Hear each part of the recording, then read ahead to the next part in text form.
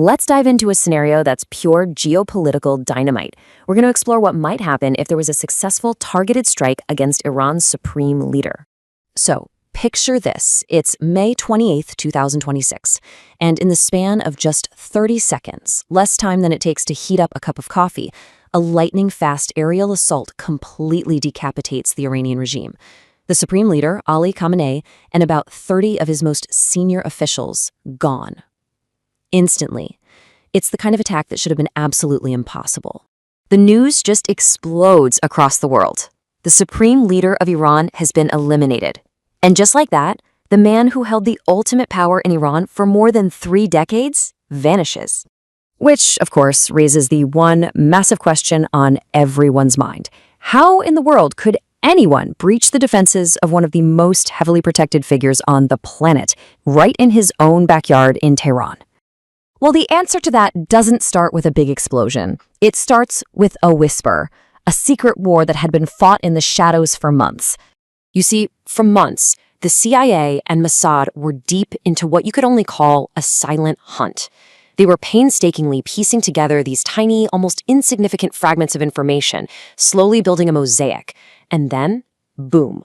On May 27th, they get the one piece they've been waiting for, intelligence about a top-secret meeting happening the very next day.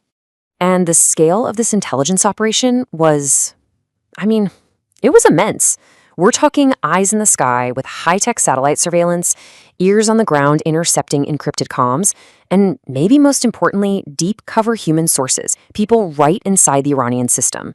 All of that worked together to map out everything: schedules, security protocols, even personal habits. Okay, so once the intel was locked in, the whole mission shifted gears. It went from espionage to direct military action. It was finally time to crack the fortress. And this was a full-on joint operation.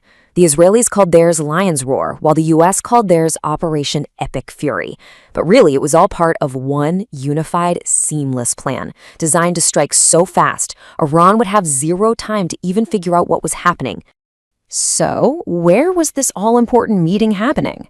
Not in some grand palace or a heavily fortified military base. No.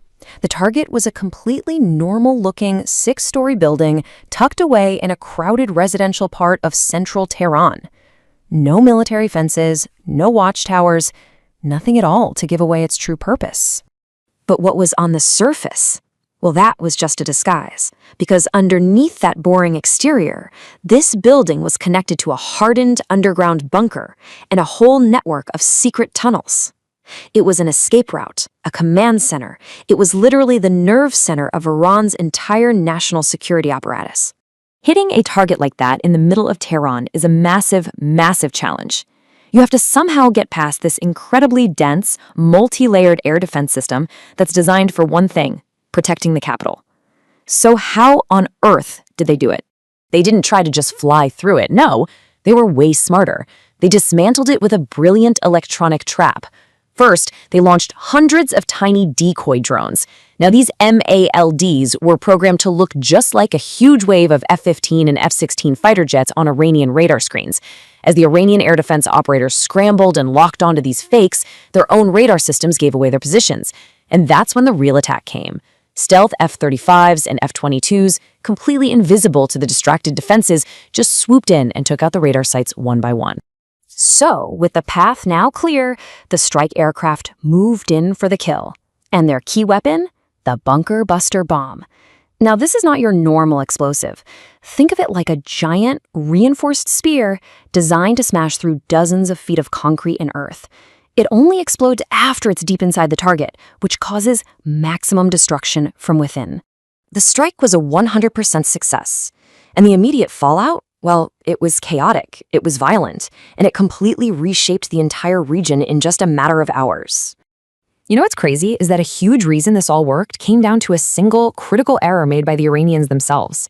Intelligence later confirmed that Khamenei was in an underground facility, yes, but it wasn't the deepest, most heavily fortified one.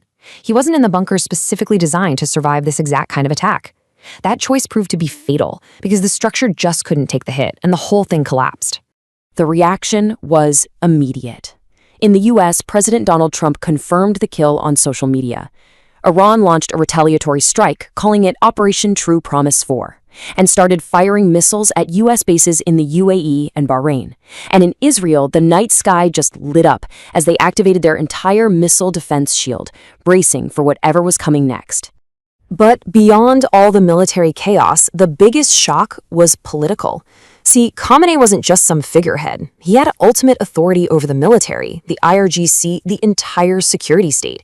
His death created this massive power vacuum, the kind of instability Iran hadn't seen in over 30 years. Ultimately, this whole strike wasn't just about removing one man. It was a cold, calculated message. It said that no one, not even at the very top of the Iranian regime, was untouchable.